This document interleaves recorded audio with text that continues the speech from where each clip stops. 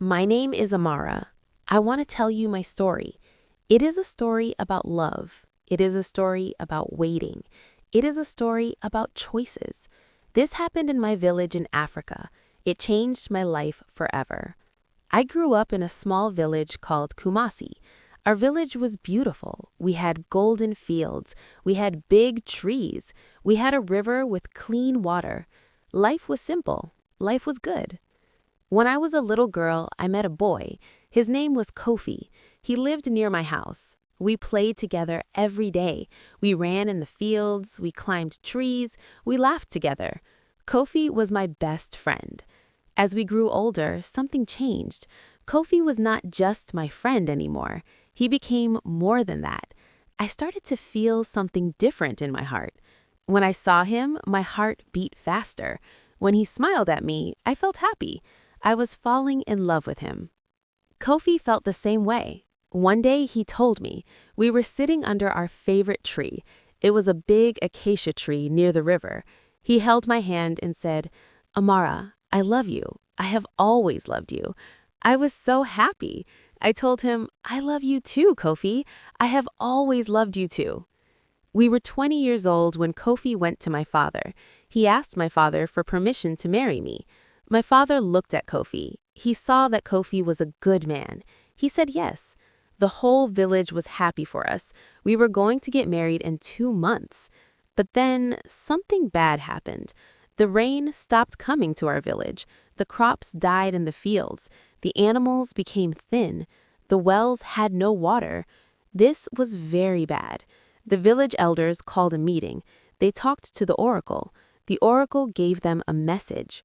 The oracle said that young men must go to the city. They must find work there. They must send money back to the village. This was the only way to save our people. When Kofi heard this, he was very sad. He came to me that evening. We sat under our acacia tree. The sun was going down. The sky was orange and red. "Amara," Kofi said, "I have to go to the city. I have to help my family. I have to help the village. But I will come back. I promise you, I will come back and marry you."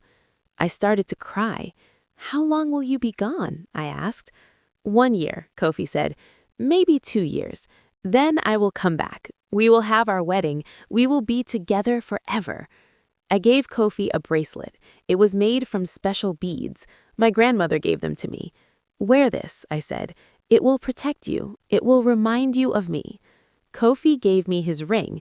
It was a simple brass ring. He put it on a string. He tied it around my neck. "Keep this close to your heart," he said. "It means I will always love you." The next morning, Kofi left. Many young men left with him. The whole village came to say goodbye. I stood and watched. I watched Kofi walk away.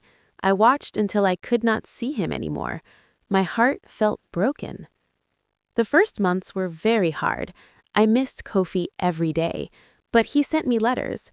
In his letters, he told me about the city. He told me he was working hard. He told me he loved me. He told me he would come back soon. I read his letters many times. I kept them in a special box. 1 year passed. Kofi did not come back. But he sent letters. He said he needed more time. He said he wanted to save more money. He said he wanted to build us a good home. I understood. I waited for him. 2 years passed. Kofi still did not come back. His letters came less often now. Sometimes I waited 3 months for a letter. But when the letters came, he always said the same thing. "I love you. I am coming back. Wait for me." People in the village started to talk. They said, "Kofi has forgotten Amara." They said he found a city woman. They said he's never coming back. But I did not listen to them. I believed in Kofi. I believed in his promise. I waited for him. 3 years passed, then 4 years, then 5 years. I was now 25 years old. All my friends were married. They had children. They had families. But I was still alone. I was still waiting. My mother died in the 6th year. I became the village healer. I took her place. I helped sick people. I made medicine from plants. People needed me. People respected me. But at night, when I went home, I was alone. I was so alone. The village people looked at me with sad eyes. They felt sorry for me. Some people said I was foolish. Other people said I was the most faithful woman in Africa. Children pointed at me. Their mothers told them my story. I became known as the woman who waits. In the 7th year, something changed inside me. I started to think differently. I still loved Kofi. That never changed. But I started to ask myself a question. Am I really living, or am I just waiting to live? I looked around me. I saw my friends with their husbands. I saw children playing with their fathers. I saw couples sitting together in the evening. I realized something. Life was passing me by. I was getting older. I was wasting my life waiting for something that might never happen. One evening, I sat under the acacia tree. I took off the brass ring from my neck. I had worn it for 7 years. I held it in my hand. It felt heavy. I have waited, I said out loud. Nobody was there, but I needed to say it. I have been faithful, but I cannot wait forever. I am not made of stone. I am a woman. I need love. I need someone who is here with me, not far away in the city.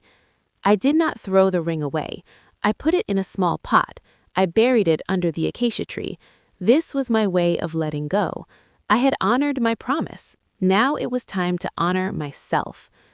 The next day, I felt different. I smiled more. I laughed with my friends. I started to live again.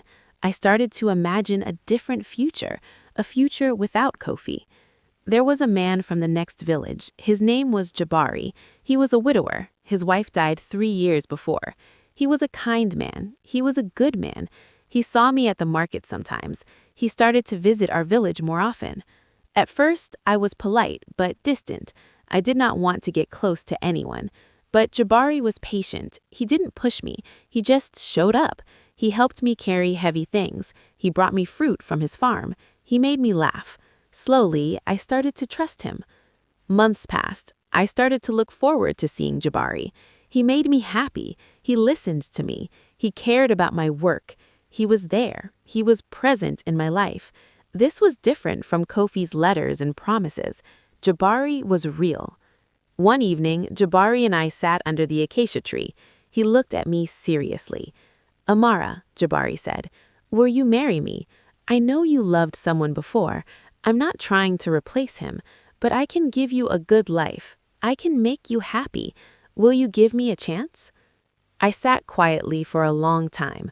I thought about Kofi. I thought about the girl I used to be, the girl who believed in forever. But I was not that girl anymore.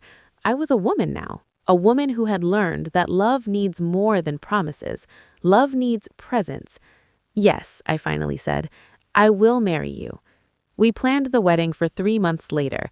It would be a simple ceremony, not like the big celebration that Kofi and I had planned, but it would be honest. It would be real. It would be a wedding between 2 people who were ready to build a life together. I was happy. For the first time in 7 years, I felt truly happy. I went to the market. I bought cloth for my dress. I met Jabari's family. I made plans for our future. Life felt good again. But then, 2 weeks before my wedding, something happened. A stranger came to our village. He was covered in dust from traveling. He came to the well in the center of the village. He asked for water. The children ran to get their mothers. "I am looking for someone," the stranger said. "I am looking for a woman named Amara. She is the daughter of the healer." The women looked at each other. Someone ran to find me. I was treating a sick child. When I heard the stranger was looking for me, my heart started to beat fast. I did not know why. I just felt that something important was happening.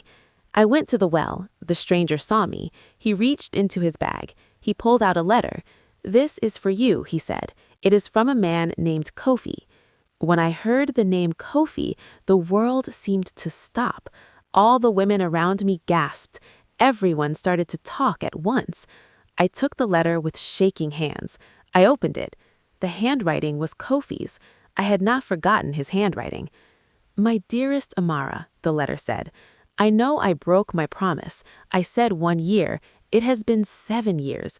I have no excuse, but I want to tell you the truth about what happened and why I could not come back. In the third year, something terrible happened.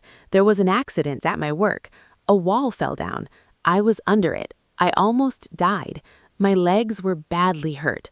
I spent months in the hospital. I could not walk. I could not work.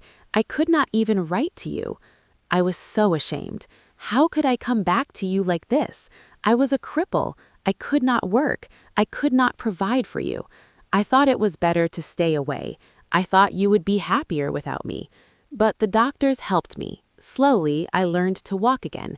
It took years. It was very painful, but I did it.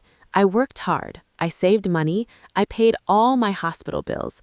Now I am finally ready to come back and fulfill my promise. I am coming home to marry you. I will arrive in 2 weeks. Wait for me, my love. I am finally coming home.